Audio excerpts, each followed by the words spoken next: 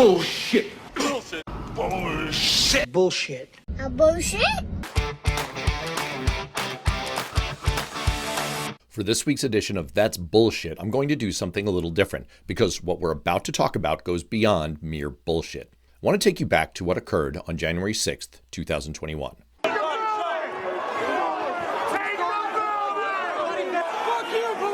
140 police officers were injured, many of them severely and very much intentionally. Police were trying to defend our elected leaders, including Vice President Mike Pence, who the mob was threatening to hang as members of Congress were literally running for their lives. It's in that context that a new article from the Washington Post appeared this week titled, "They Ransacked the U.S. Capitol and Want the Government to Pay Them Back."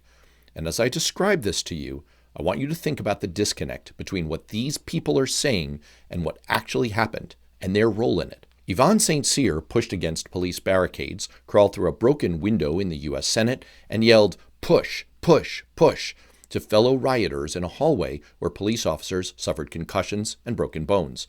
A federal judge sentenced her to 30 months in prison and imposed $2,270 in financial penalties. She insisted she did nothing wrong. And when President Donald Trump pardoned her, along with almost 1,600 other people who had been convicted of crimes for their actions on January 6th, she went to court seeking a refund. "It's my money," she said. "They took my money."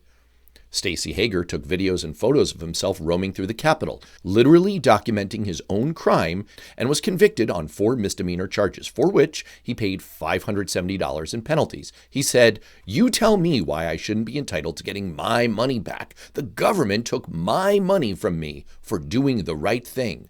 Doing the right thing. Doing the right thing. A Utah man was forced by the court to forfeit $63,000 he made from selling videos recording some of the worst violence at the Capitol, recording videos that amount to snuff films of police officers being beaten and in fear of their lives. He wants his money back. He thinks he's entitled to make money for documenting savage assaults that left 4 police officers with such deep psychological trauma that they committed suicide. Andrew Take attacked police officers with bear spray and a whip-like weapon. For what it's worth, this is what it looks like when someone is sprayed with bear spray.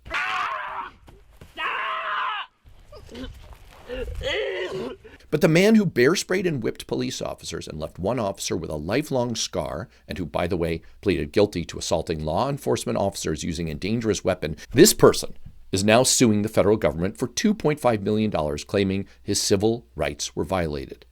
That's where we are. It's not just that violent criminals have been pardoned. It's not just that they're asking for their money back. It's that they literally want to be paid for their crime.